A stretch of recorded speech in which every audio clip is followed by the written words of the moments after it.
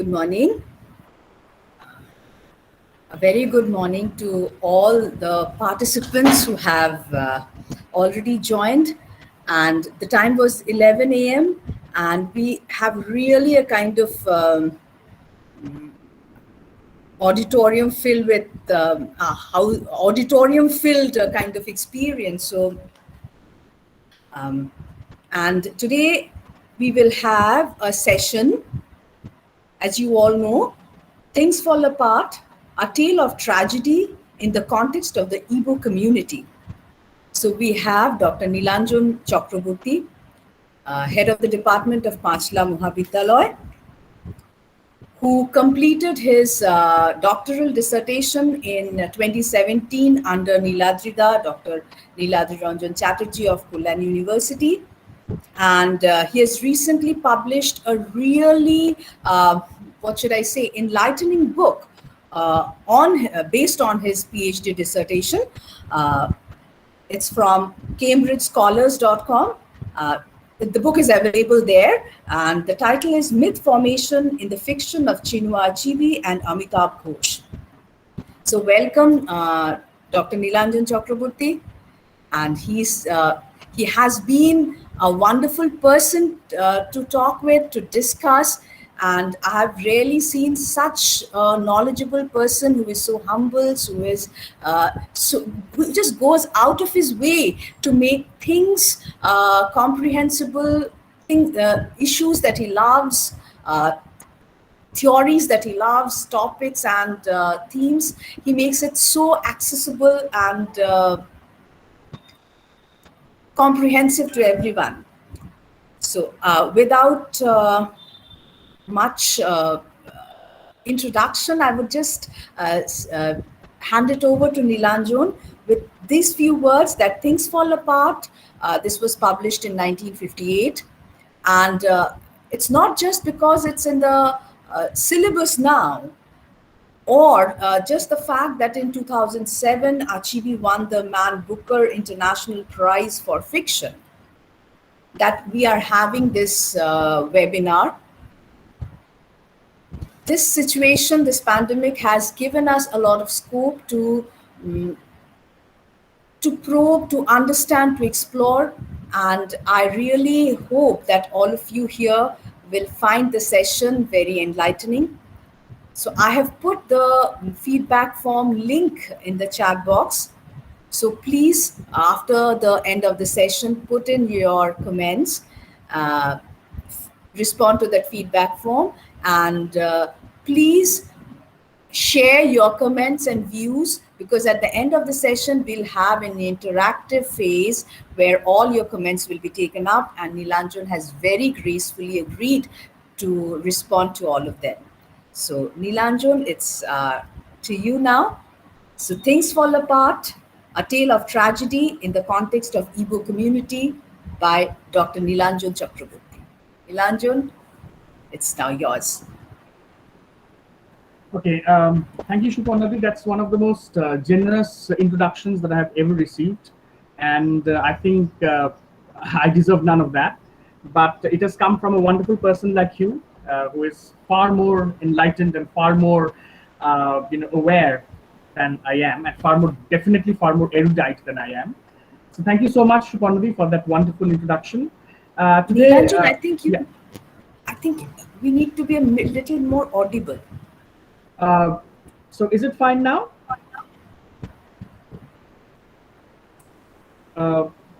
Because I have unmuted myself. So is it fine?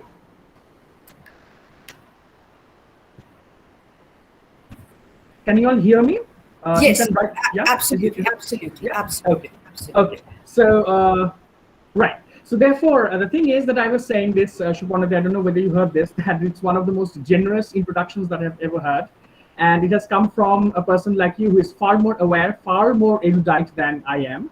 Well, thank you so much for the introduction.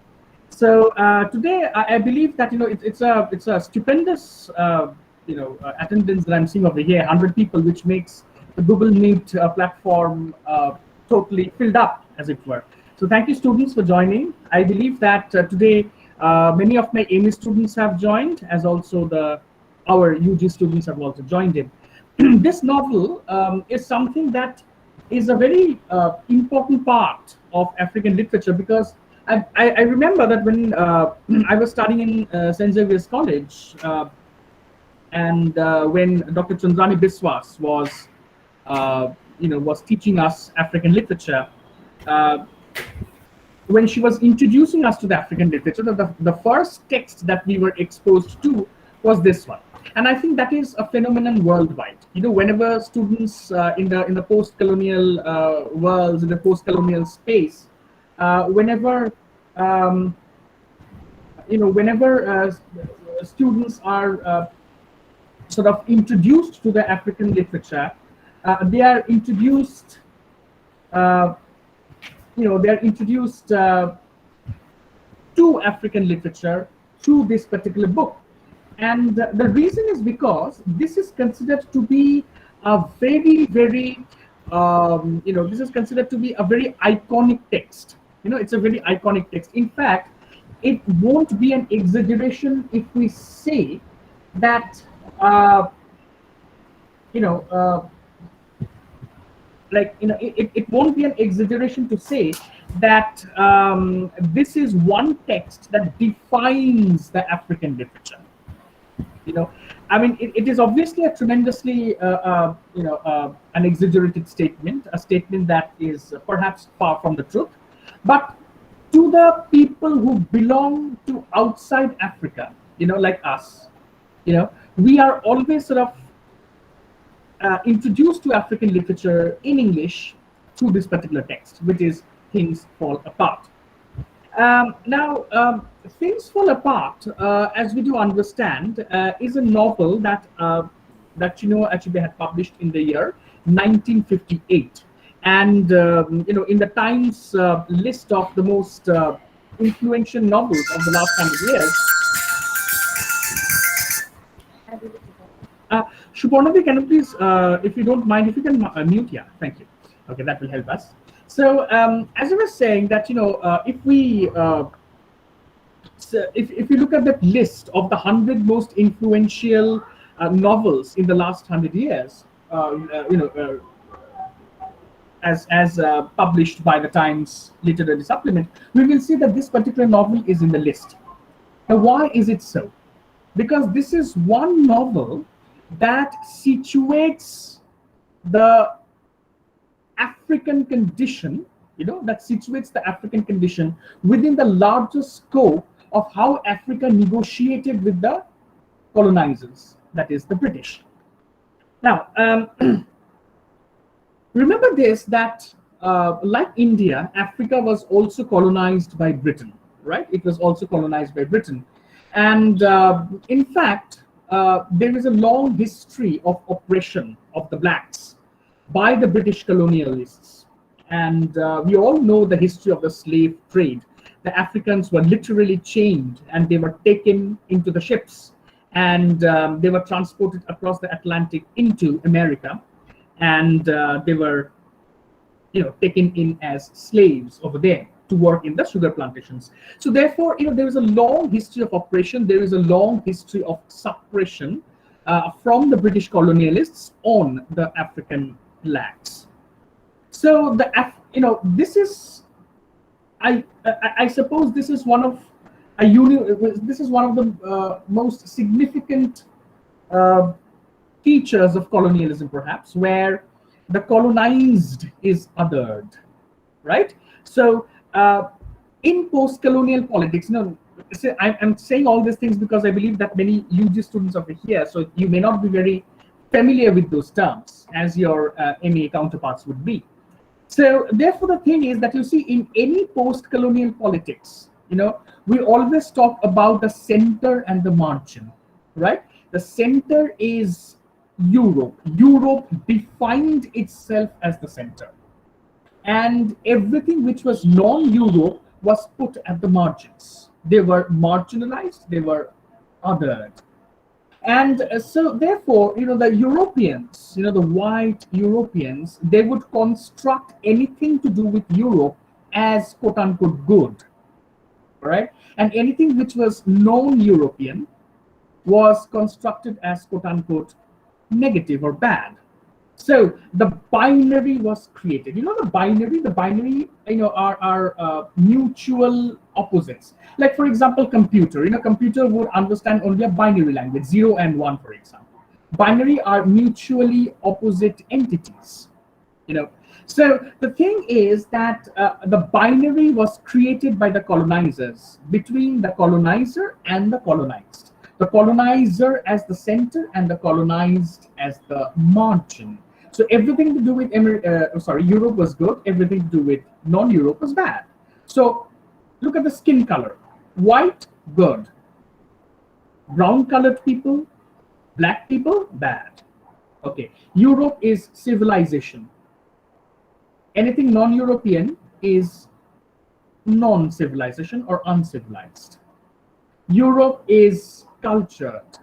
Non-Europe is uncultured. Europe is literate. Non-Europe is illiterate. Right? Europe is culture. Non-Europe is savage. So this is how the binary was created. Now the post-colonial writers. Now who are the post-colonials? The post-colonial generation is that generation which is questioning this politics of the colonizers. The post-colonials question this very ideology of centering Europe and marginalizing the non-Europe or othering the Europe. This is what the post-colonial critics would look at. They would question this very politics of putting Europe at the center. Chinua Achebe is a post-colonial, right? He is a post-colonial, and so therefore he is questioning this very politics of putting Europe at the center and putting Africa at the margins. But do remember this, that this whole idea, this whole politics of post-colonialism is far more complex than just this, where the post-colonials are questioning Europe as the center. Because you see, this is again a part of the colonial politics, perhaps a part of the colonial phenomenon, that you see, when the colonizers come in, and this is something which is true for both Africa and India. When the colonizers came in, they wanted to create a class of people, a class of literate people who would know English, and therefore they would help in running the administration of the colonizer, running the administration of the British. For that, they needed to educate the native people, because you see, it was impossible for Britain to bring in so many people to run the administration of such huge places like Africa and India. Remember, Africa as a continent is, I don't know, must be 50 times or 100 times bigger than a small country like Britain. Britain looks like, the shape of, the territorial shape of Britain is almost like the shape of West Bengal, and I think Britain is almost as big as Bengal, perhaps 1.5 times or perhaps twice as large as that, but not more than that. India as a country is huge, right? And look at the African continent, even bigger. So they needed people to run the administration. How to do that? They set up schools, right? They set up schools. And these schools mainly, gave education about Europe, European literature, European politics, European philosophy, European history, everything European. Because they wanted to create a class of people among the natives who would be familiar with the British culture. And the justification behind that was that if the bourgeois, that is, if the native people, if they know about the British culture, then they would be more loyal to the British. So they would almost become neo-British, in that way. So therefore they gave a lot of English education through these schools. Now, these people, some of these people who were educated, some of them, of course, entered the civil services and they were very loyal to the British Empire. But some of these people began to question Europe. They began to question the British. And this was a very interesting phenomenon. You will see that in Africa, you will see that in India as well. There are many writers in India, for example, who were English educated, educated in the British style of education, and yet they were questioning the British because the education had taught them, very oxymoronically, ironically, the very education that they had received from the British, that very education taught them to question the British because they were enlightened, they were literate enough to question. To question, you really have to be enlightened. You cannot be illiterate and question. It doesn't work like that. Definitely not in the area of mainstream politics. So the thing is that this was happening. So many of these intellectuals were questioning the British. Now, for example, in our country, you have people like Vivekananda, you have people like Bhagat Singh, you have people like Gandhi, you have people like Nehru, you have people like Subhash Chandra Bose, right? And so many others, hundreds and thousands of others who were English educated, and that English education gave them the tool to question back at the British. Chinua Achebe was such an intellectual. He was English educated. I will just read out a passage from a book by Chinua Achebe, which is called "There Was a Country." Okay, There Was a Country, and the book is published by Penguin. And in that particular book, There Was a Country, Achebe writes. So I'm just reading it very slowly so that you can follow it.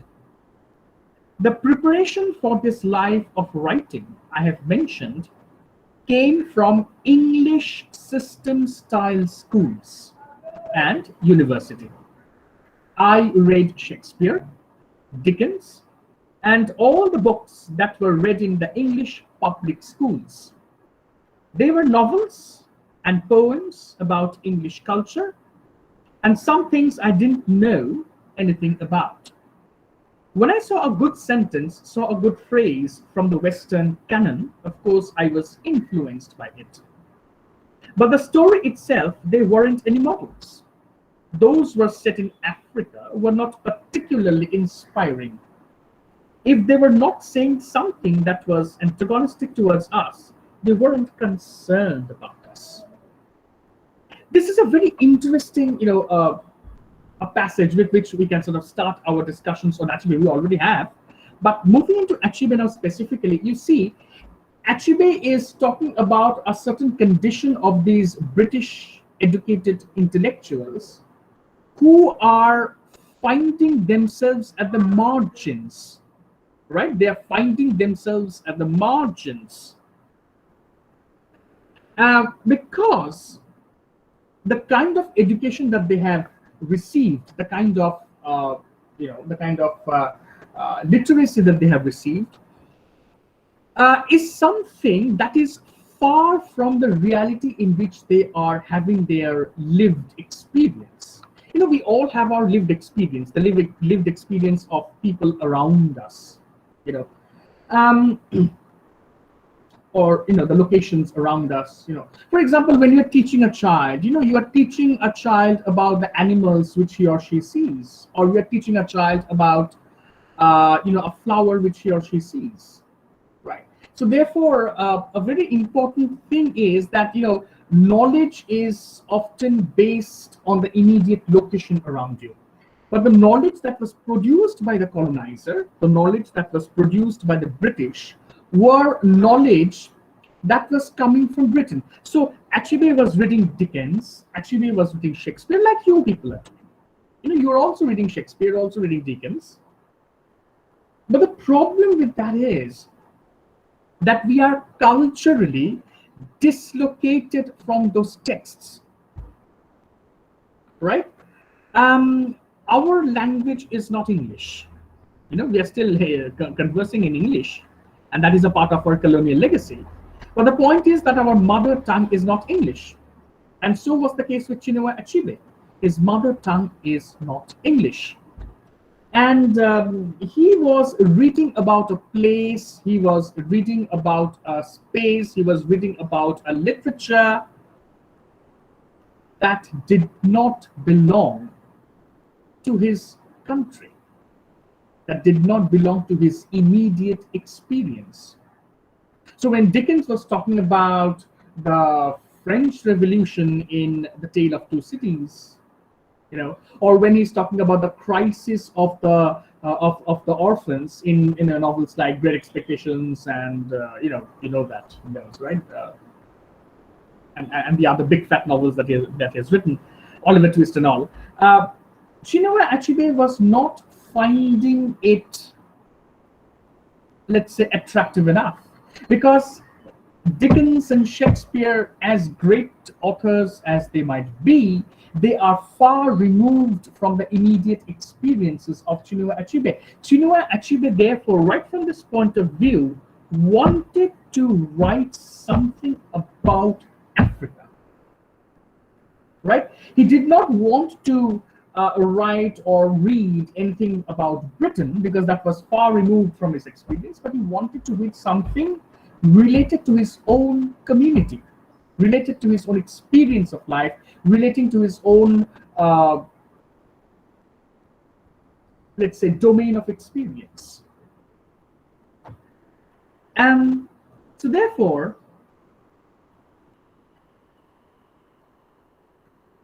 again, Chinua Achebe writing again in There Was a Country, engaging with such heavy subjects while at the same time trying to help create a unique and authentic African literary tradition would mean that some of us would decide to use the colonizers' tools.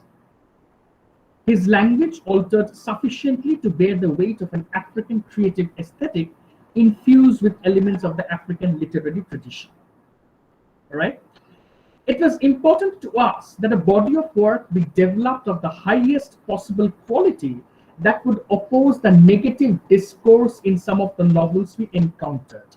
By writing back to the West, we were attempting to reshape the dialogue between the colonized and the colonizer.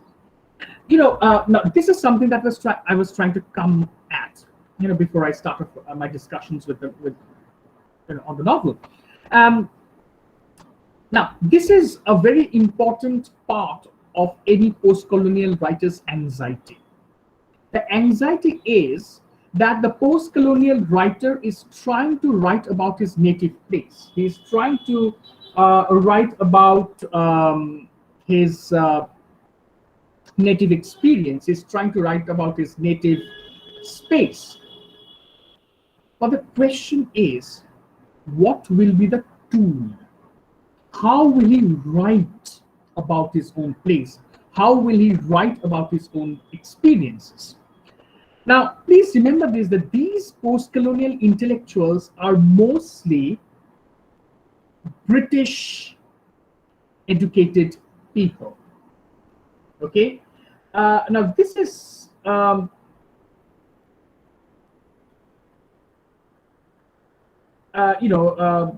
this is a very, very important point that I must remember, that we all must remember, that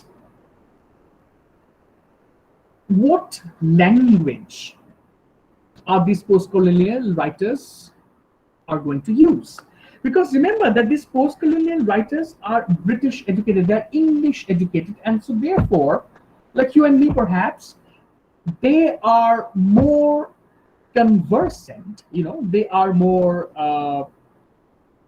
perhaps comfortable with English as a form of literary and aesthetic expression, because they have read English novels, they have read English poets. They have not read any of the poets or the novelists of their own country. So the thing is that this is the anxiety. Now, where is the anxiety? I am trying to write about my own people, but I am using the tool and language of the colonizer. There is a dichotomy over there.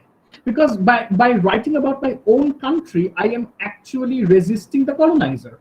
I am attacking the colonizer, right? But I am using the colonizer's language. And please remember that there is another issue over here. The issue of question is very important, right? The issue of question is very, sorry, the issue of language, the question of language is very important. Which language to use? Now, there's an anxiety over here, as I just told you, that the post-colonial writer is trying to write about his own experience, but using the colonizer's language. So there is a dichotomy over there. There is an ironic twist over there. At the same time, there is also the question of form. Now, remember this: that novel as a literary form, novel as a literary form, as we understand, that is, a novel must have a story, characterization, setting, in the classic realist mode, of course. I'm not talking about Joyce and Virginia Woolf, but in the classic realist tradition of the 18th and the 19th century Britain, or Europe for that matter, a novel should have a story, character, setting, chronology, all sorts of things. Novel as a literary form is European. Okay, novel as a form originated in Europe, mainly from Spain, and then it spread into the other countries as well. But novel as a form is mainly European. You won't have, 18th century Indian novel, or you won't have 18th century African novel. Novel is not a part of our literary tradition. But when these post-colonial writers are trying to write about their own place, about their own people, they're using a form of their colonizer. Again, there is a dichotomy over there. So I am writing in the form, I'm writing in the form against, I'm using the form of those people whom I am attacking. I'm using the language of those people whom I am attacking. There is a dichotomy over there. But, this is something that, is a very dominant question among the post-colonials. And the post-colonials, sort of resolve this crisis by saying that they, they want to create an English with a very unique representative style. That is, they do not want to write British English, but they would devise, or they would appropriate. Appropriate is a very word. It's a very strong word. Appropriation means taking over and making it your own, right? So the post-colonial writers want to appropriate English to such an extent where the English becomes a language of their own expression, of their own identity. So therefore, we have terms like Indian English, or African English, or Australian English, or Canadian English, or American English. Because the American English, Canadian English, African English, Indian English, Australian English is not British English. Our English has a different tone, texture. If you read, for example, there's a wonderful novel that has been published a couple of years back, maybe just a year back, called The Gun Island by Amitav Ghosh. If you do get a chance, do read that.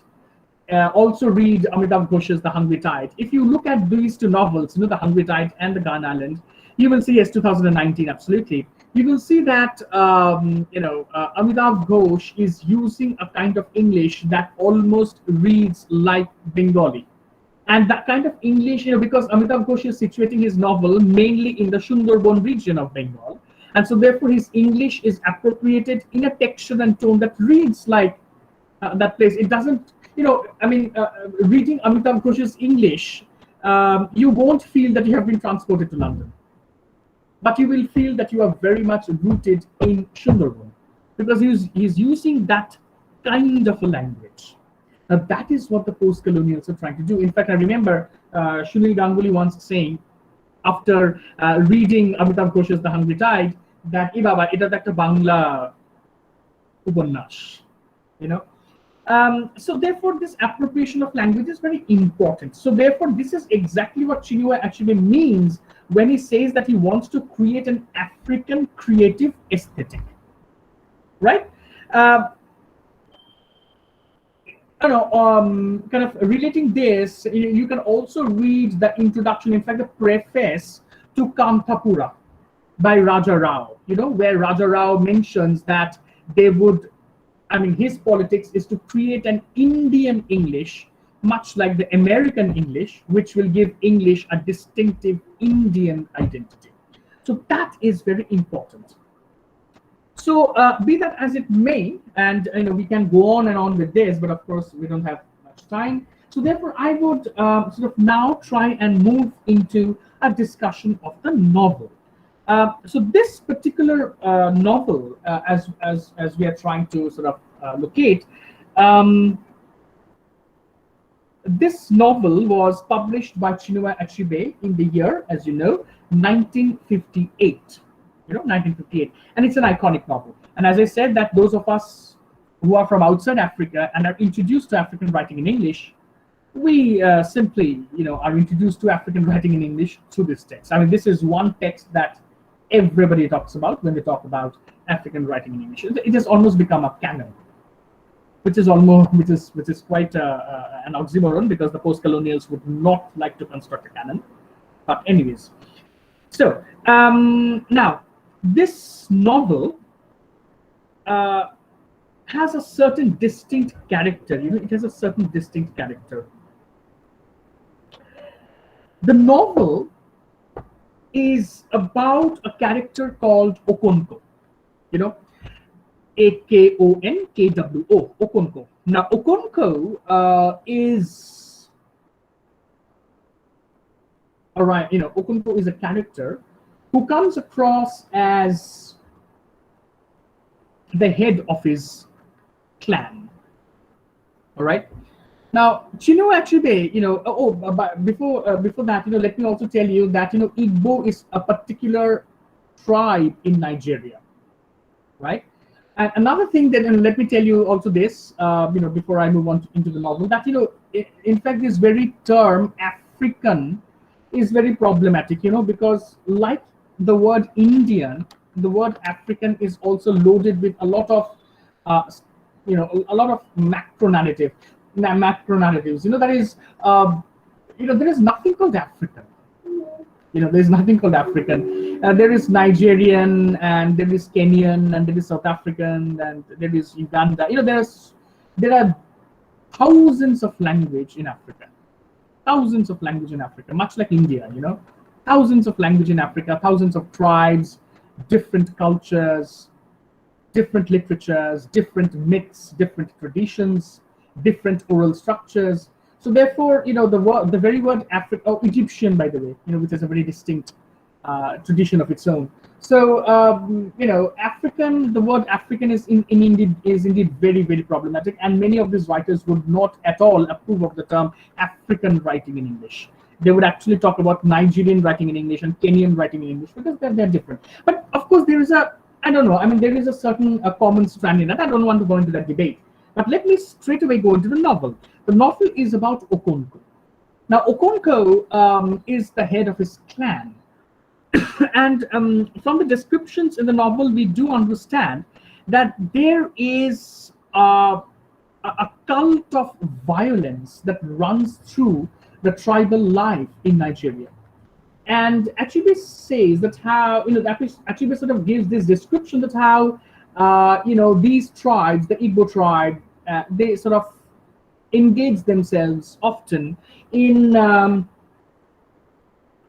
intra-tribal conflict or inter-tribal conflict. They sort of engage themselves in conflicts. There are wars, there is violence, and a very important character comes in at this point of time, when we see that there is a boy called Ikemefuna.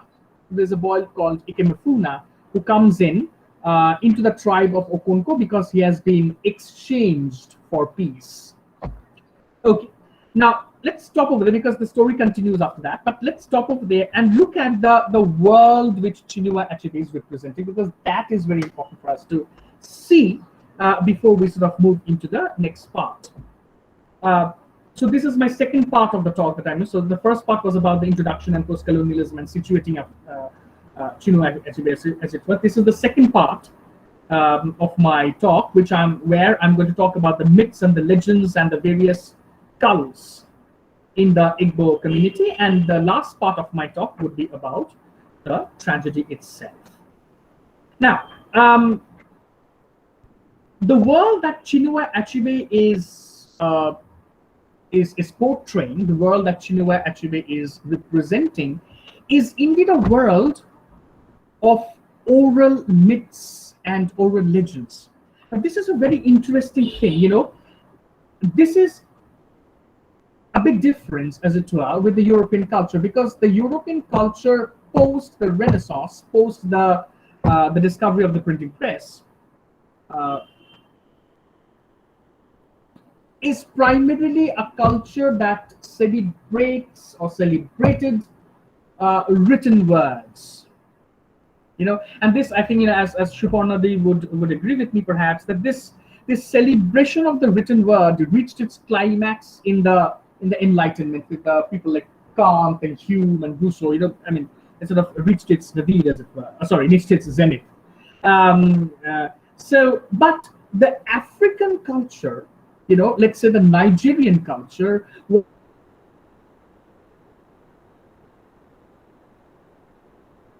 this is where we find a parallel with our Indian culture too. For example, our two great epics, Ramayana and the Mahabharata, they were actually circulating in the oral space for centuries before they were written down in the 18th century, but again, written down repeatedly, but not one author, but many authors and poets. So in African culture also, we see a lot of oral myths circulating, in the culture.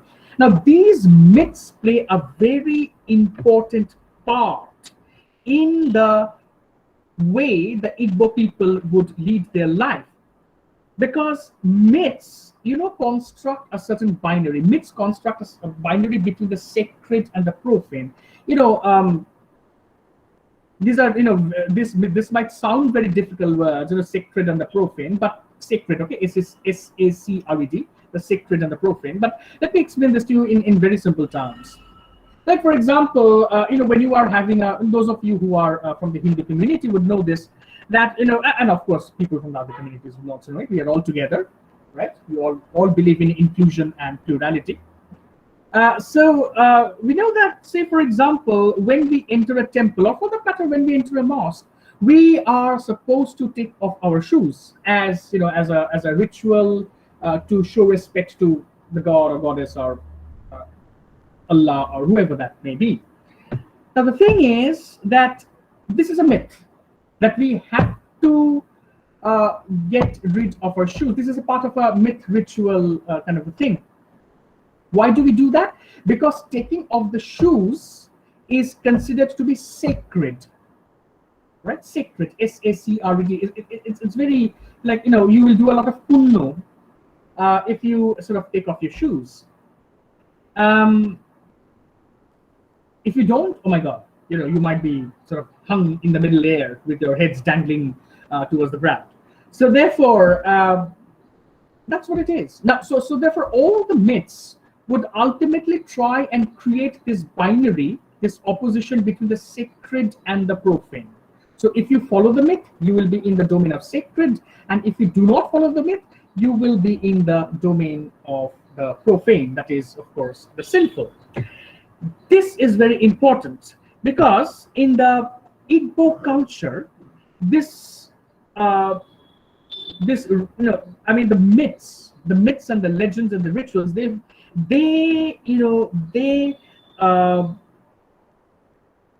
kind of form a very important part. They form a very important part in constructing the social norms. Right.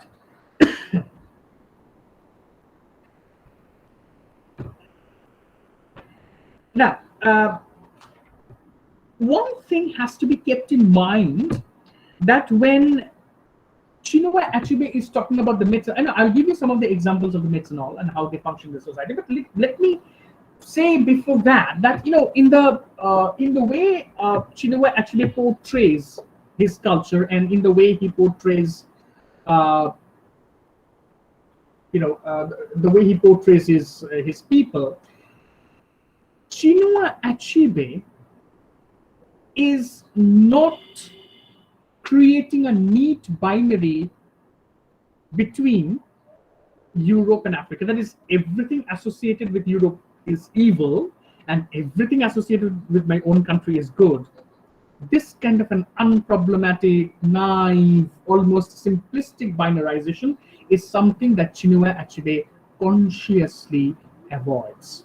In fact, I have forgotten the book from the essay that that Chinua Achebe says this. I think it's Igbo cosmology or something like that, or Igbo and Chi, whatever.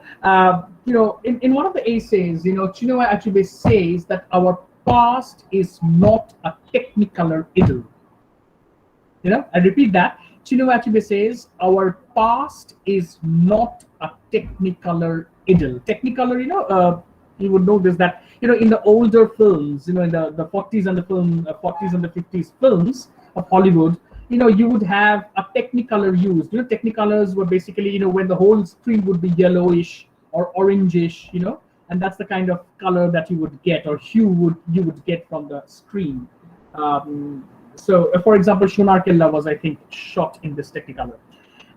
So the thing is that Chinua Achebe does not look at his past. He does not look at his history. His history means the ancestral history of Nigeria. He does not look at that history as unproblematically good. That whatever is good, whatever is with me is good, and whatever you are, is with you is bad. That kind of neat binarization is something that Achebe very consciously avoids. Therefore, there are many strands of narrative. There are many strands of narrative that Chinua Achebe, there are many strands of narrative that Chinua Achebe shows or represents to show that how the Igbo culture is very violent. Okay.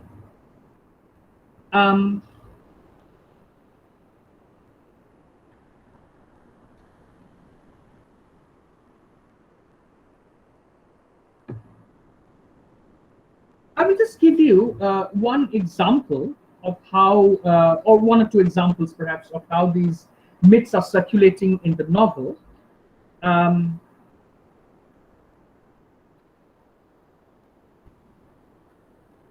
So, in one of the, in one of the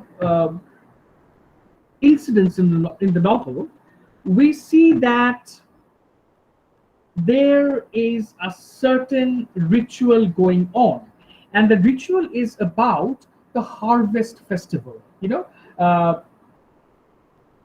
the Igbo community, yam, Y-A-M, yam would be the most important crop that they would grow. So therefore, before taking up the crop, they would perform some ritual to please their gods. And the most important god in their pantheon is Chukwu, Chukwu, Chukwu, and it is believed that before the ritual begins, Chukwu would actually visit the homes. He would actually visit the cottages. So therefore, before the ritual begins, all the people in the clan, they all open up their doors to let the god in, right? So this is one of the ways in which the society functions in terms of cultural rites and in terms of myths.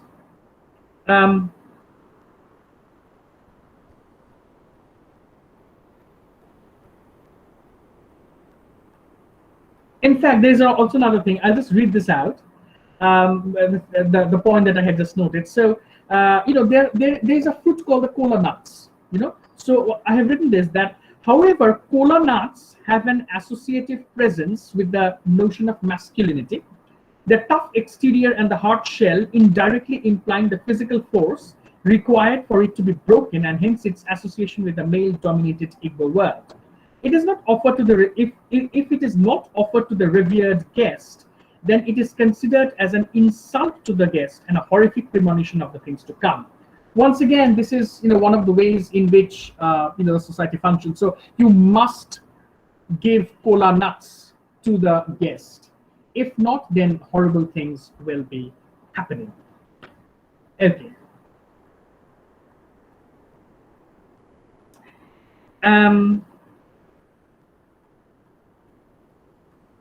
There is another thing which is a very, very important thing in the novel. The very concept of the chi, chi, and chi would mean destiny. All right, chi would mean destiny.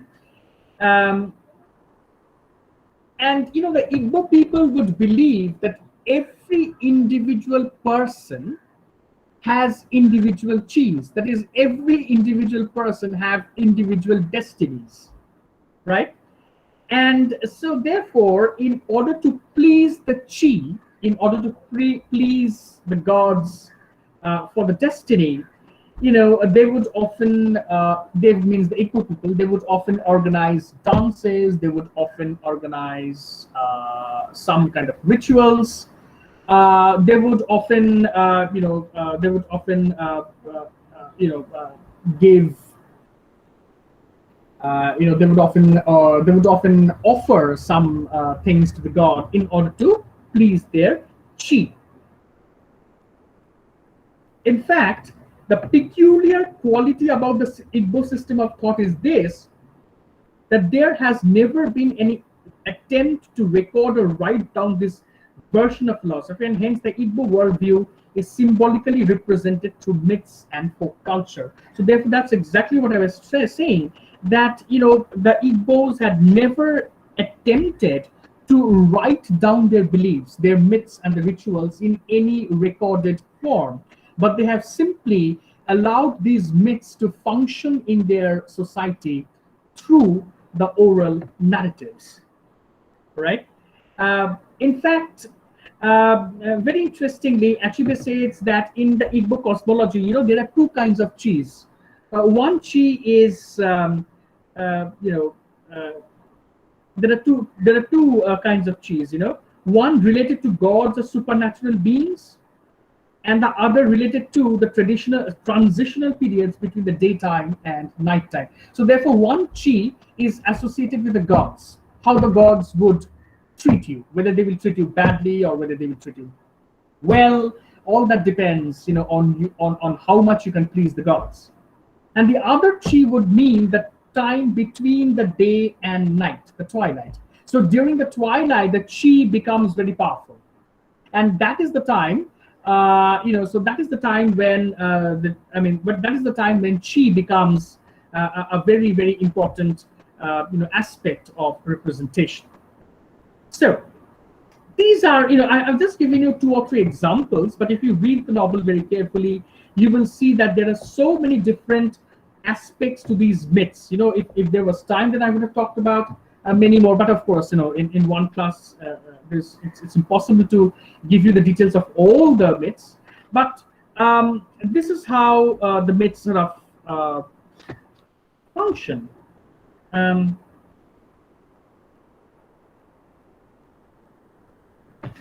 In fact, there is another myth that I want to talk about. There is a character called Unoka, Unoka. All right. Now Unoka is one character who is made to die in the evil forest. Now let me talk about this a bit. Just outside the place where these Igbo people live, there is an evil forest. That is a forest which is believed to be dominated by the evil spirits.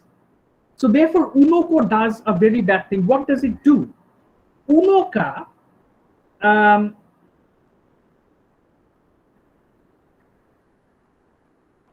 clears a part of that forest.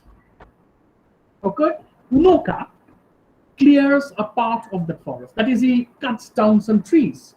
Now, that is something which is not allowed within the sacred rituals of the Igbos. So how is Unoka punished? Unoka is punished by letting him die in that evil forest where it is believed that the evil spirits dwell. So, Unoka is banished from his place. He is banished from his own space, and then he is sort of put inside the evil forest so that he dies over there because he has done a terrible thing by clearing a part of that forest. So, these are the things in which these myths operate. Now, coming to a very important part now, and therefore this is the last part of my talk, and here I'm going to talk about the whole question of the tragedy and sort of how it is. Now, what we therefore see is that within the Igbo ties, within the Igbo cultural norms or the kind of myths that we have seen that following the myths, following the rituals is of utmost importance. It is of paramount importance. And there is another, and this is very important, there is another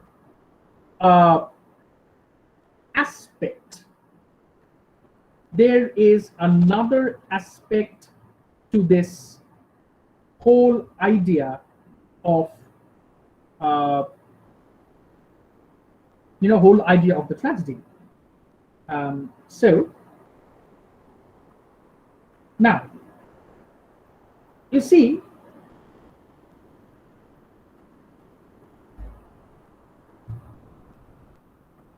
the aspect that I'm trying to talk about over here is the very idea of maleness. Now, this is something very important. I know that you may be running out of patience, but let's just hold on your patience for 10-12 more minutes, and I'll just conclude before you get incredibly bored. So, the world that Chinua Achebe paints, the world that Chinua Achebe represents in the novel, is a world where the question of maleness is very important. Now, how is maleness defined in the Igbo world? Maleness is represented in the Igbo world as something which is associated with violence. That is, males or the men are supposed to be inherently violent. They must take part in the fights, they must take part in the inter-tribal clashes, and they should not back out from there. In fact, Okonko suffers from a perennial anxiety, the anxiety of not getting dislocated from this very construct of maleness. Because Okonko's own father, Unoka, Okonko's father dislocates himself. Okonko's father dislocates himself from this idea of the maleness by playing flutes. Now, playing flutes, bashi bajano, ঠিক ছেলেদের কাজ নয়। এই বাবা, ছেলেরা বাঁশি বাজাবে? ভীষণ মেলি. It's very feminine. Now, that's how patriarchy constructs maleness, man. Patriarchy would like to look at maleness from the perspective of violence. So therefore, every male in the tribe must be very violent. They must take part in violence. They must take part in killings. They must take part in ritualistic killings. They must take part in violence. They must take part in the wars. But they cannot, play music because that is feminine. So therefore, Okonko has this perennial fear. Right? Should I become like a father? Oh my God, I should never do that. Because he suffers from this perennial anxiety of normatively sticking to the idea of maleness as defined by the Igbo culture. This is something which Achebe, of course, critiques, because this overt association of maleness proves to be the tragic factor behind Okonko. Now, what happens is that I was talking about Ikemefuna. Ikemefuna is a boy who comes from the other tribe, and he is kind of exchanged for peace. Now, Ikemefuna is one character that Okonko loves, because Ikemefuna is very much what the Igbo community would like a man to be. Ikemefuna is quote unquote typically male by the Igbo standards. But what happens is that somewhere in between, there is a priest called the Akbala priest, a female priest, and Akbala priest. Now, the Akbala priest says that Ikemefuna must be sacrificed. He must be killed because his killing is necessary for the pleasing of some gods.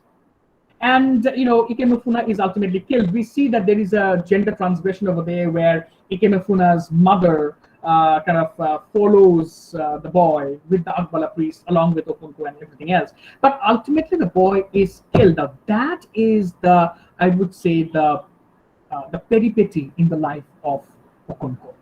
The changing fortune, peripety. So this is the point of peripety in the life of Chinua, in the life of Okonko, because he cannot quite take this death. Now here again, you see Okonko suffers from a deep sense of fissure, a deep sense of to be or not to be. Hamlet, to be or not to be? Wavering. What is the wavering in Okonko? On one hand, he loves Ikemefuna to such an extent that he considers him his foster son. He doesn't love his sons, Okonko, because his sons are quote unquote feminine. They're not, they're not male enough, as it were. So therefore, Okonko considers Ikemefuna as his true descendant. So, as the foster father, as the foster father,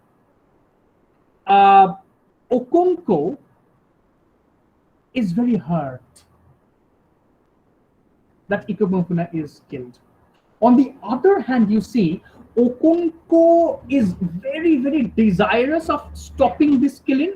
In fact, as the head of the clan, he has the power to stop this killing. In fact, the other elders in the tribe actually advises him. The other elders in the tribe advise him to stop this killing. But Okonko suffers from that psychopathological anxiety that if he stops the killing of this boy, then he might be considered as effeminate, just like his father, who was put into the evil forest because he was kind of effeminate and all. So therefore, that psychopathological fear in Okonko makes him not to interfere. He wants to interfere, but he cannot, because he also has that the perennial psychological anxiety that if he stops that killing, if he does not participate in this violence, then his maleness might be put into question. And that is a construct that Okonko is very afraid of to get rid of.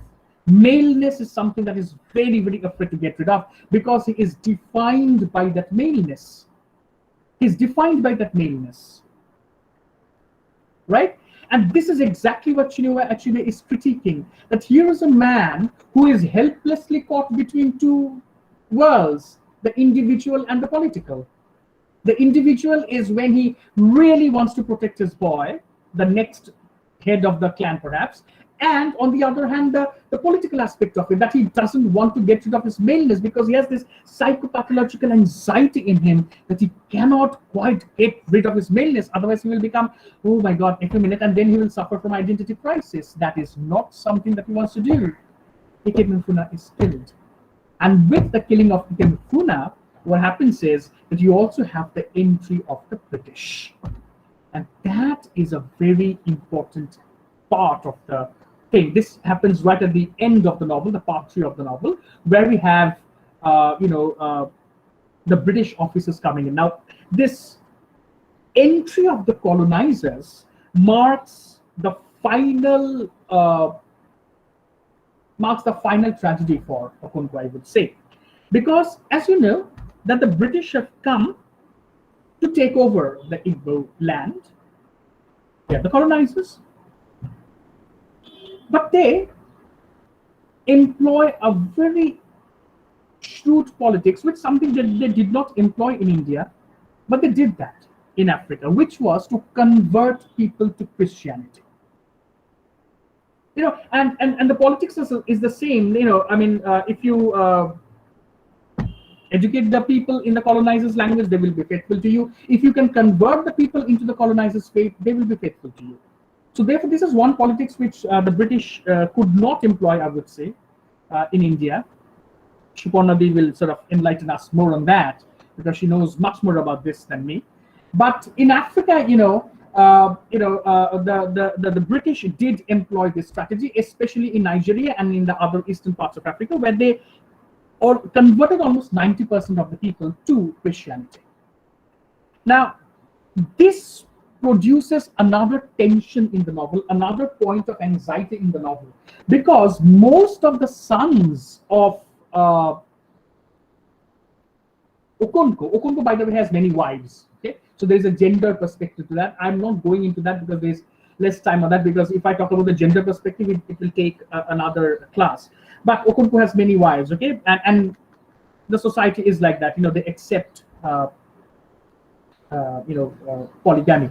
So the thing is that many of the sons of Okonko himself join Christianity, and that is a huge point of tragedy for Okonko, because you can see that he is losing out in the power play with the British. The British are taking over his own people.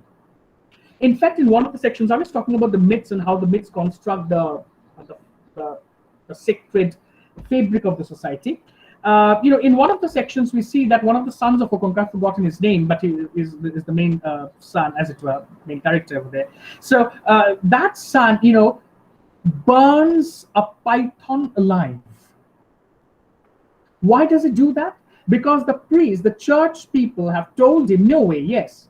The church people have told Noe that he must kill the python to prove that killing a python will not harm the people. In fact, there's a clash over here. You see, the Igbo people consider a snake, a python, as sacred, because you can understand that the Igbo culture and Igbo religion is something which is very much interlinked with nature. It's a nature-centric religion, much like the Greeks and much like the older versions of Hinduism, not the Hinduism now. So the thing is that it's a nature-centric religion, right? So therefore, they would consider a snake as very pure and extremely sacred. But remember that to the Christians, a snake is the devil. We all know the story, right? So I need not tell you why they consider the snake as the devil, because Satan entered the Garden of Eden to seduce Eve as a snake. So therefore, to them, a snake is the devil, is the very symbol of evil. So therefore, in order to, roping people into Christianity, into the fold of the church, Noe burns the snake just to tell people that it will not harm you, because the snake is, after all, the devil. So he's speaking the language of Christianity and not speaking the language of the Igbo. So this is how the Igbo, this is how the Christian colonizers, as it were, they sort of appropriate the people. They appropriate the people inside the fold of the colonizers. All right. And that is a very damning politics, because that means that Okonko loses his power over his people. He loses his power over his people. And that becomes a source of tension in Okonko. He loses a lot of his strength. He loses a lot of his strength. And as a result of all that, Okonko, at the end of the novel, commits suicide. His body is kind of discovered, or rather found out, as it were, by the British. Now, this is something that I would like to end my talk with, some words on this aspect. You see, this is where the very irony of Okonko's character lies. The irony is that throughout his life, he has maintained almost a psychopathological adherence towards the very idea of the maleness. A maleness that is associated with the Igbo ties of violence, bloodshed, murders, sacrifices, wars. That is the brand of maleness that that Okonko has kind of associated himself with. the irony is that his end is exactly to the opposite of the tenet of maleness, because he, quote unquote, cowardly takes away his own life. He commits suicide. He escapes from the pain of existing. And I think the main reason why Okonkwo dies by suicide is because he cannot quite resolve his crisis of that particular memory where Ikemefuna was killed and he did not do anything. It's not that he could not do anything, he could have, but he chose not to. He did not do anything about Ikemefuna's death. And that is something which really, really pained Okonkwo. And that is an unresolved tension in Okonkwo that he could not live with. He could not live with that unresolved tension of not being able to do anything about Ikemefuna when he was sacrificed by the Agbala priest. As a result of which, Okonkwo has to die.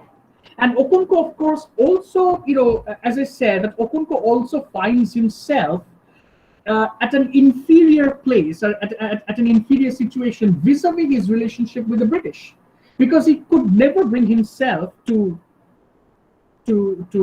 kind of find peace with the British. He was not one of them, unlike the priest in the third, sequel to this novel.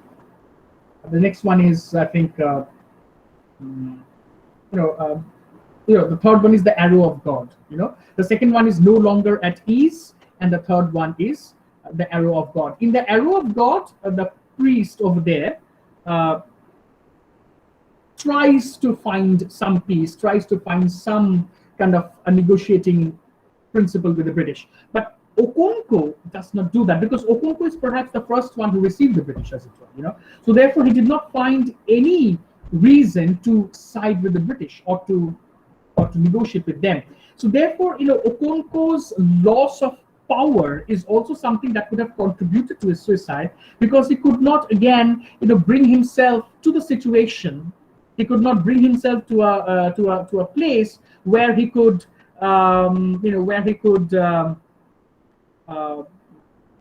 find some negotiating principle with the British. That is something which kind of contributes to his end.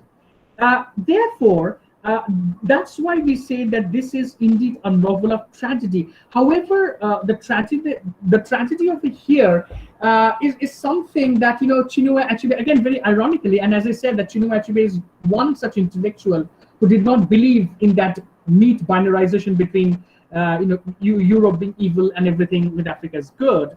So therefore, you see he's critiquing the very idea of maleness in this novel. And in fact, we say that Okonkwo is the internal colonizer of this tribe. He's the internal colonizer, colonizing the women, colonizing the other people to his own power relation, to his own power politics. So therefore, this is indeed a tragedy where there is a conflict within the psychology, within the consciousness of Okonkwo. There is also a conflict between the individual and the cosmos, because the individual is kind of creating a certain idea of maleness, which is going opposite to the cosmos, to the cosmological space where Ikemefuna could have been saved, but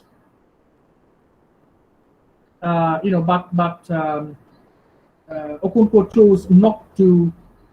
Okonkwo chose not to sort of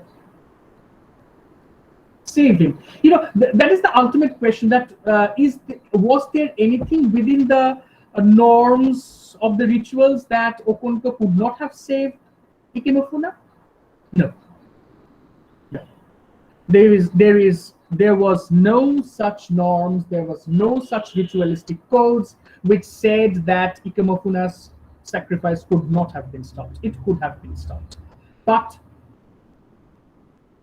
ironically, Okonkwo chose not to follow the sacred ties, but he chose to follow his own construct of the maleness, because he was in that perennial fear that he should not become as effeminate as his father. So therefore, these unresolved tension, the tension between the individual and the cosmos, where the individual goes against the cosmos. Okonko goes against the ritualistic ties and codes by not stopping the sacrifice of Ikemefuna. All that is kind of is indeed. Uh, they all create the tragedy of Okonko, which ultimately leads to the significance of the title, Things Fall Apart. And things are falling apart at the individual level. For Okonko, things fell apart because of these unresolved tensions. But even at the political level, even at the cultural level, things fall apart because with the entry of the British, there is a rupture.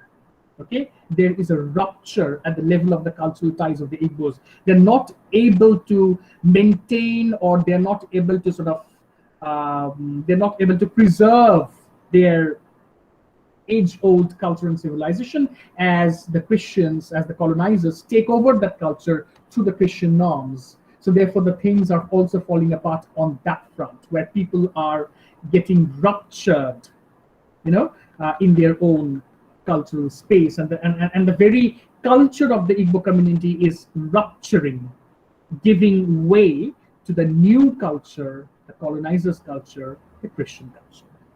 So that's where we are going to end, and I'll be happy to answer some of your questions. Thank you, Shubarnadeep. Thank you so much, Nilanjan. We were really rapt listening to you, and we could have listened to you for a few more hours. So it was so fascinating, and all credit to the way you were drawing us into the whole texture of the novel, the underlying politics, the manner in which the European and the authentic aspects were coalescing. So we have a few comments, views, and queries. But Nilanjan, I have someone very interesting. I think you would love to meet her. She is from sixth semester, uh, our student, Gift Fidelis Oguchukwu, and she's an Igbo. She's from Imo State, from eastern Nigeria. And today morning we had a talk, and initially she was saying, ki, "Nah, like no, what should I add? It's all in the text." We would be listening to Nilanjan sir, and he would be obviously a fascinating speaker. But after I think hearing you, she has volunteered to come out to speak, to share. So could we have Gift? Gift, please share your acquaintance with the culture, and I think Nilanjan would be happy to interact with you. And after that, we'll be taking up a few questions for you. Gift, are you Yeah. there? Yeah, Yes, ma'am, please. I'm here. Yeah, Good morning, please. everyone. Good morning, ma'am and sir, and thank you for giving me the opportunity to speak. I was Yeah, Gift. actually, Can you please sort of switch on your video so that we can see you as well? That will be wonderful if you can. sir, I better leave it this way because I'm not looking good this You morning. are, you always look pretty, Gift, and she has wonderful hairdos, and I keep on staring at her hairstyle in the class. Please, yeah, please So switch on your please video. do. Yes, yeah, yeah. Ma'am, today my So, hair is looking rough. I won't be comfortable looking at myself. Let me just speak this way. Gift, we all of us, we are absolutely at home, so Oh, you don't have to ma'am. worry. Okay, if Ma'am, you're not please. comfortable, fine, fine. Yes, ma'am. So, as I was saying, I was very flabbergasted when I saw Things Fall Apart in the syllabus of Calcutta University, and I'm very happy that they've given us a chance to say our story from our own perspective. So this morning, after listening to Sir, he has really kind of said everything about what's there, and I'm very surprised, being an Indian, how he's able to understand the African culture, even though being from there. So I would like to start from introducing Chinua Achebe. So his name is Chinua Lumogo Achebe, which means God fighting my battle, Achebe. And when you're talking about colonization, right?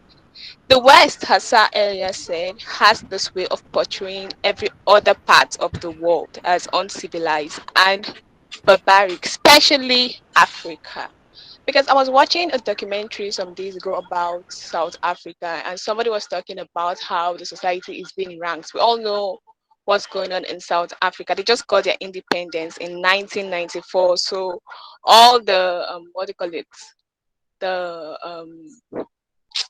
like the killings and all that's been going on there is still very active. So this man was talking about the hierarchy in the differentiation of race in South Africa up till today, and the black is still at the bottom.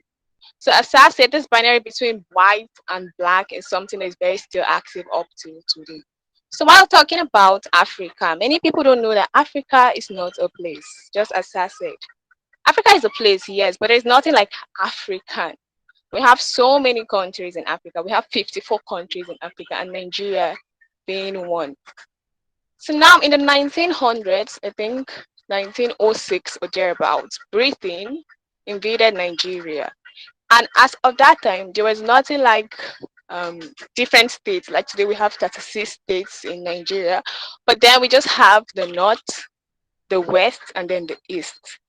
And the way it was not a unified country like a nation. It was different fragments that made up a region in Nigeria. Nigeria is found in the western part of Africa.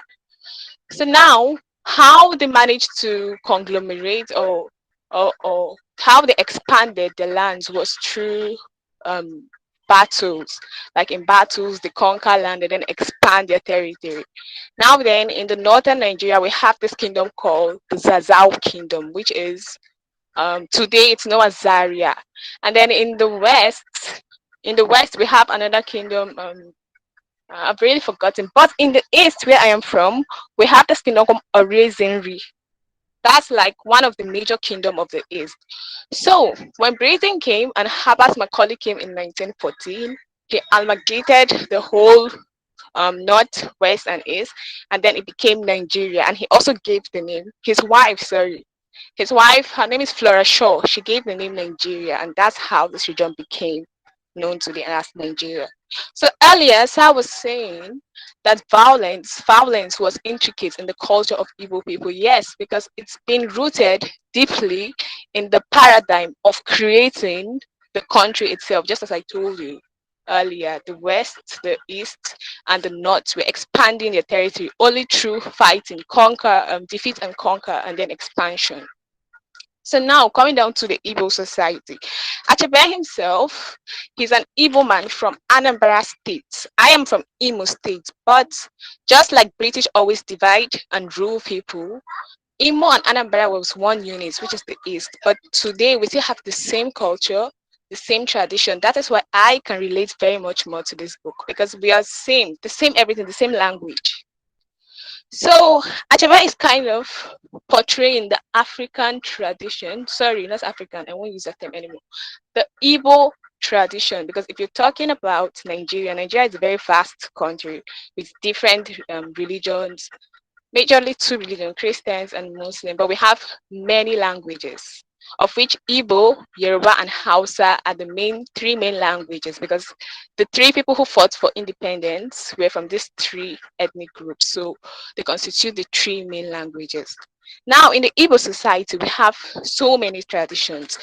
While some semester ago, we are reading about Heart of Darkness, where Conrad was talking about colonialism in Congo.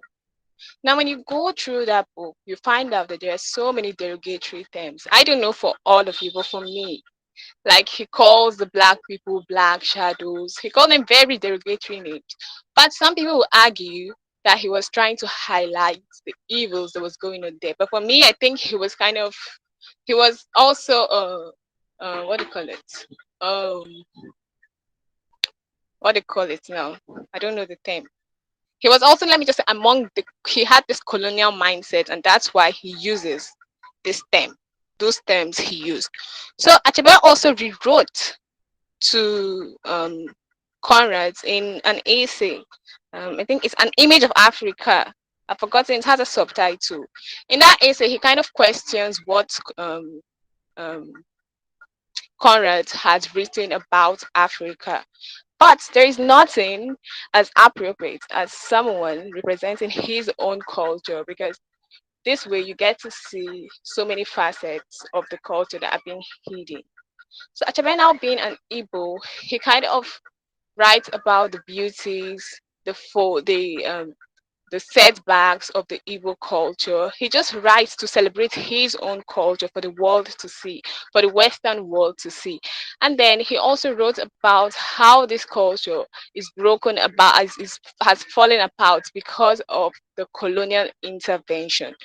So when you talk about things fall apart, the title, you're talking about how the Igbo society broke down. And in real life, we have the East, which broke down into several parts because of colonial intervention.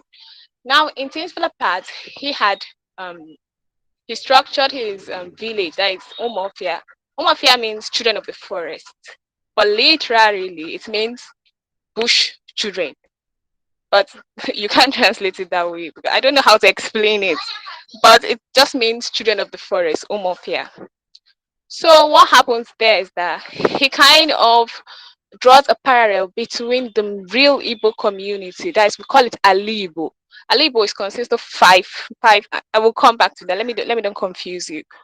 So he kind of structured it just the way it is in real life. Omafia is consists of 9 villages. So is Alibo consisted of 5 villages, 5 states, which are previously villages that was broken down into states because of Britain. So now talking about, he uses so many native terms because he wanted to celebrate his own culture. He wanted people to be aware of his own culture. But as Sa said, yes, violence is very predominant in the Igbo culture. And again, respect. Respect is very, very important. Because in the opening of the text, when Unoka is Okonkwo's father. Now, when his friend Obierika, no, not Obierika, I've forgotten Unoka's father's friend who came to collect his money from Unoka. Even before Unoka started talking, he broke the colonels. Now, colonels is a sign of friendship, sign of togetherness in the Igbo culture. Like, you don't just go about shouting at people, oh, you're owing me, you've not paid me. You have to show respect to that person. And it's also because of this respect that Okonkwo turned out the way he was, because he had this innate desire to prove himself as a male, a man. Just like Sar said, the Igbo society is structured in a way that they glorify the male. It's very patriarchal. They glorify the male. Up till today, there are still roots, traces of this patriarchal glorification of male in the Igbo society. So Okonkwo, on the other hand, found this need to make people know that no, he's nothing like his father. Because if he was like his father, he will not have this kind of reverence, the kind of reverence he had in the society. And one more thing I have to add is that Okonkwo, in the Igbo society, the strongest, the bravest of men is the one who is more reverent. After the king, it doesn't matter if you're next of kin in line. If you are the greatest, the bravest man, you will be the one who will be more reverent after the king. So you can see it's translated in the novel in the position of Okonkwo in Umofia. So I was talking about the violence of the people. So Okonkwo was a warrior. As I earlier said, you win land, you conquer, you go to battle, you conquer land, you expand your territory. That's the same thing that was happening in the novel. And the other symbols which were used, like the other Igbo symbols, like when you're talking of Chi and Chuku. For instance, Chuku is like God, like the main God. And then Chi, as I has said, Chi is personal God, like your destiny. Yes, that's very right.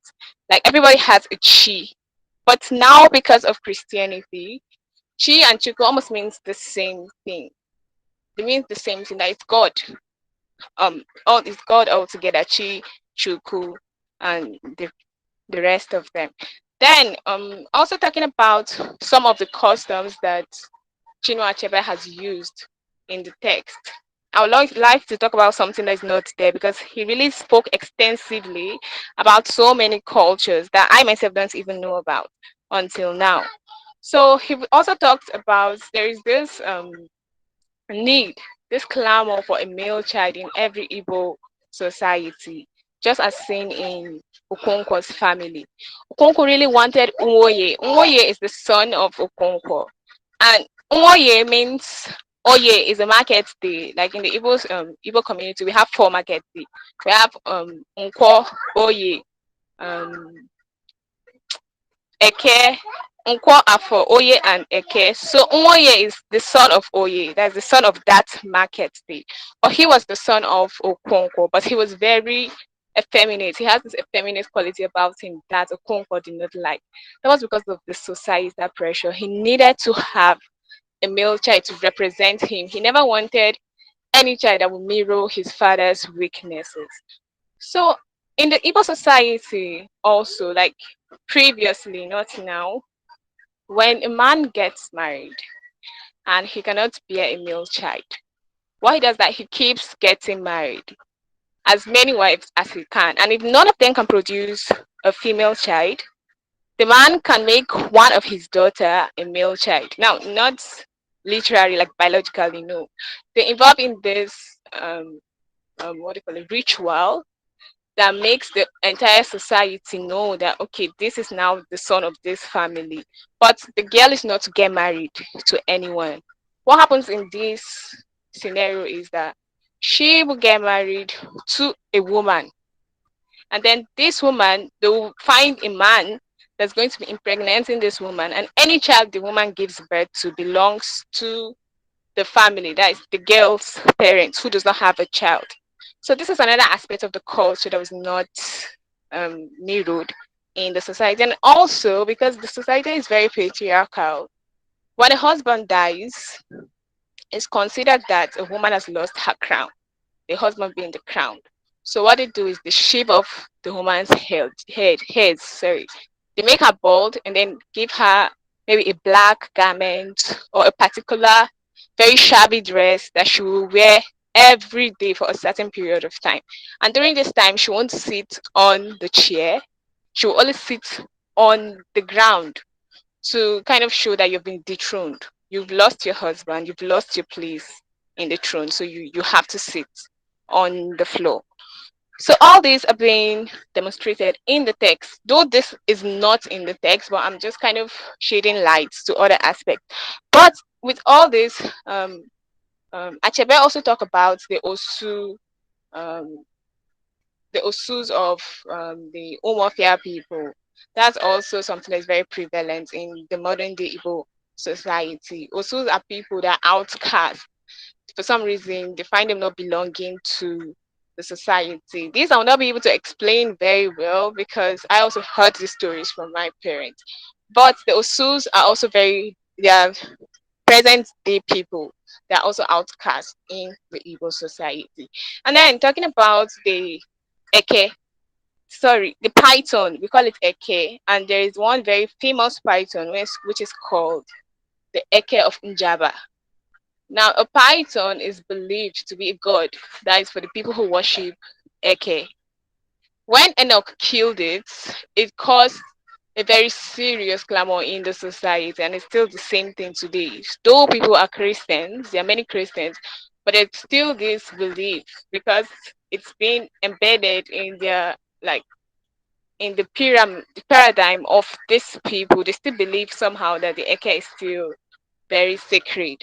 So that's still another aspect of the culture that's being mirrored in the text. Then he also spoke about the what do you call them?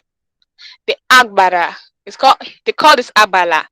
Just as I said, we are still the East. We still have the same language. In my language, we call it Agbara. In the Anambra people call it Agbala, just as it's written there.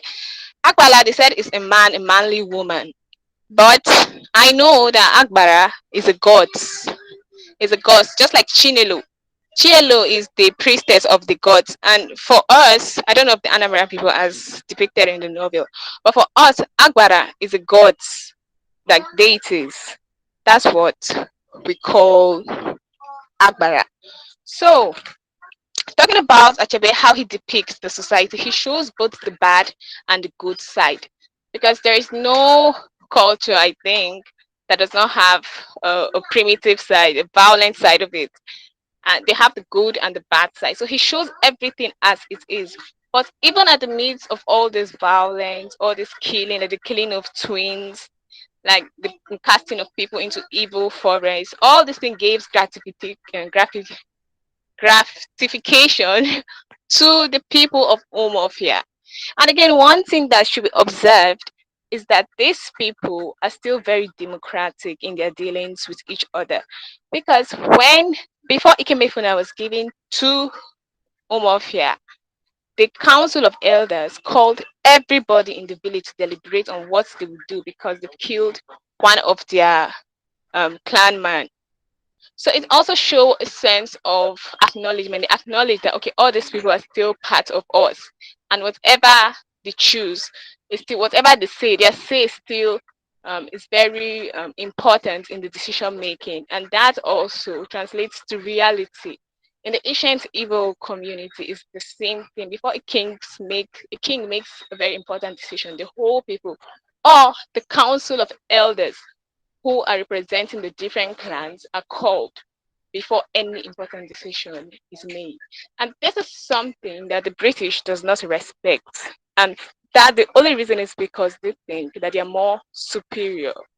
But who said they are more superior? Because there is no how will I say it now?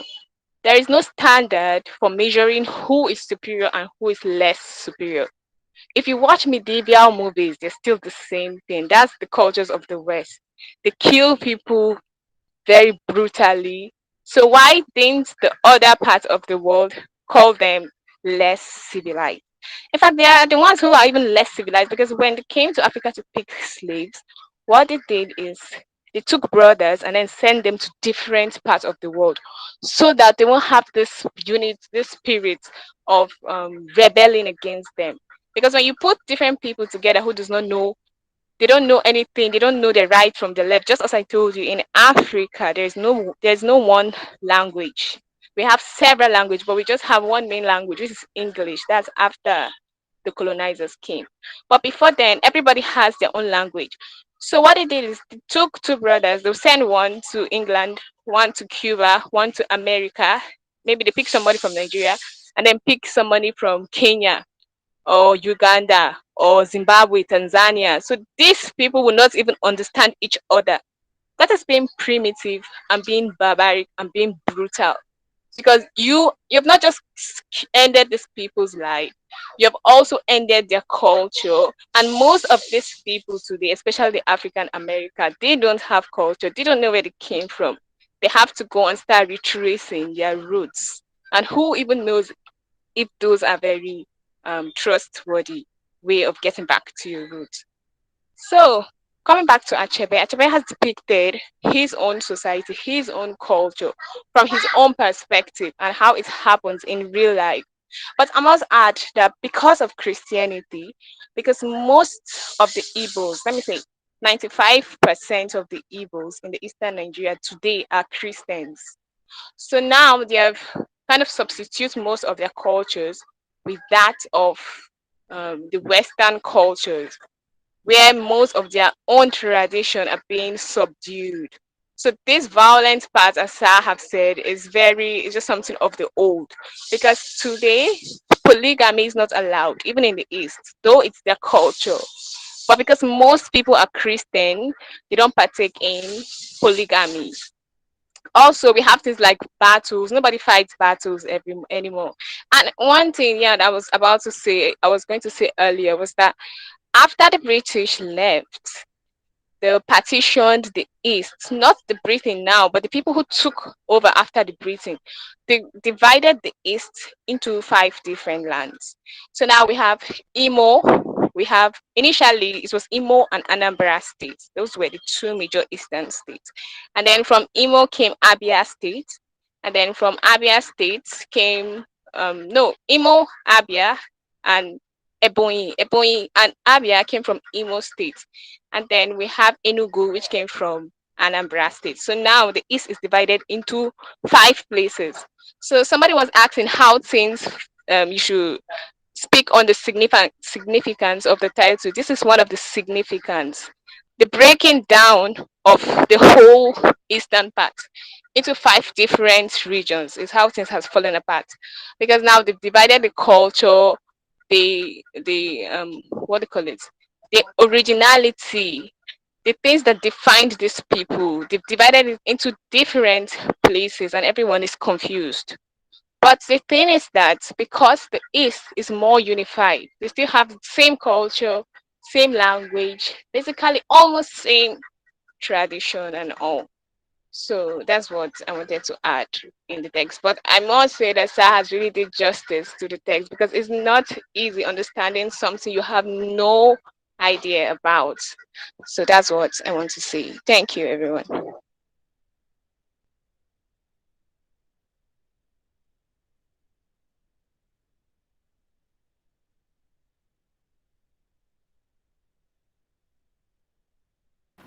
Yeah, thank you, Gift. We really wanted your perspective to hear from you. And Nilanjan, do you want to add to her or respond to her? Yeah, because I think I have some questions to answer, so therefore we can go into that. Okay, so then I would. Okay, first of all, let me tell you that from the very beginning of the webinar till the concluding moments, we had a sustained attendance of 100. And I'm really sorry we had to say no to a lot of students. So what we have done is we have a Google form, which the link which I have given over there. And if Nilanjan gives his consent, then can we share the recording of his lectures with interested students? Yes, yes, please, please. Thank you so Absolutely. much. Thank you so much. So now going over to the comments and the questions. So first of all, I would take up two similar questions posted by Masood Ali and Ashifa Malik. So both of them were asking about the European resonance and of Yeats in the very title of the novel. So could you Yeah, just tell a few words on that? yeah. So therefore, that's the things fall apart, right? And we know that that is one phrase that W.B. Yeats writes in the Second Coming. Things fall apart. Of course, Yeats was writing about the things falling apart in context of the post-war Europe, right? The things fall apart over here, as I said, at the individual level, because at the end of the text, we do understand that Okonkwo has been left high and dry.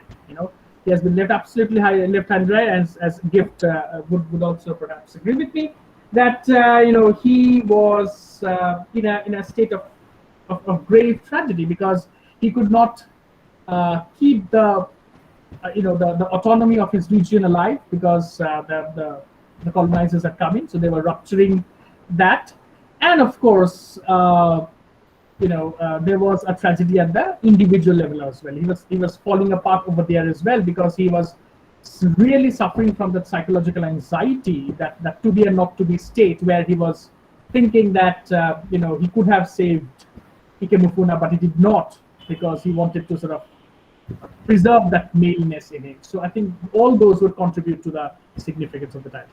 Yes. Thank you, Nilanjan. Next, we have a very interesting comment by Anuradha Mukherjee. She has observed that it's violence and the construct of maleness that seems to bring the colonizer and colonized in the same page. So, do you have anything to? Absolutely, and that is why I said that this text is far more complex than what it actually it might seem at the face value of it, because the violence is from outside and from within. You know, in fact, to draw your attention, in 1885, 1885, the European leaders had met in the Berlin Conference, where they had this map of just 5 feet of Africa, showing it as a blank space. That was the way in that was the colonial politics of showing Africa as blank, without culture, without civilization.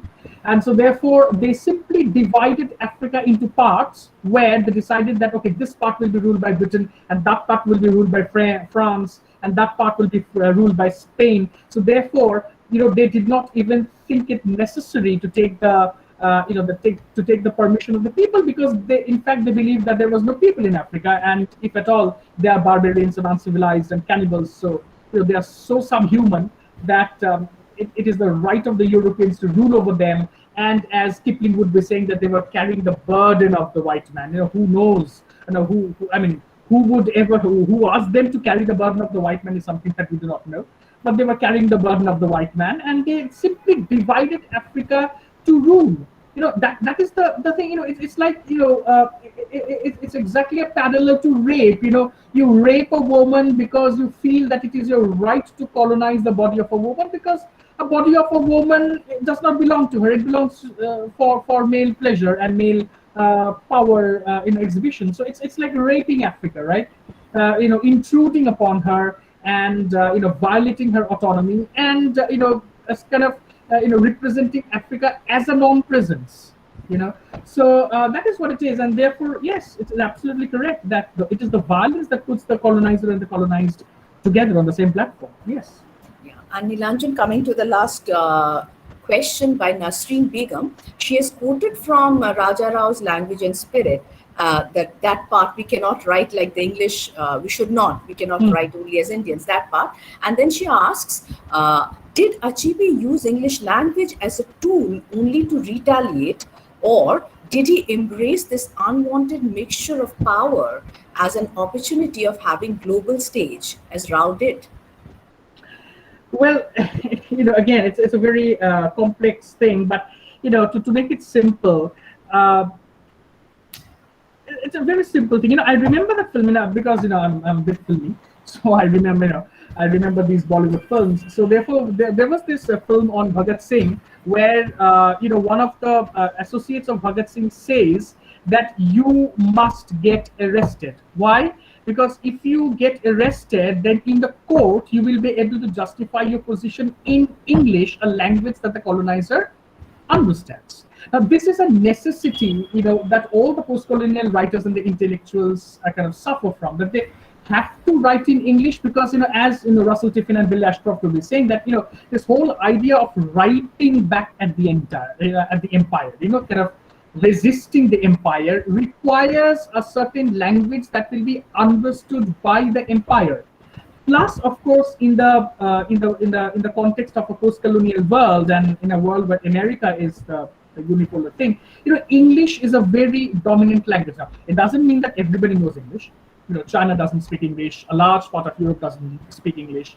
But the point is that but it is also true that in a global capitalist market, if you are trying to reach out to the maximum number of people with your identity, with your story, with your version of the reality, then English is imperative.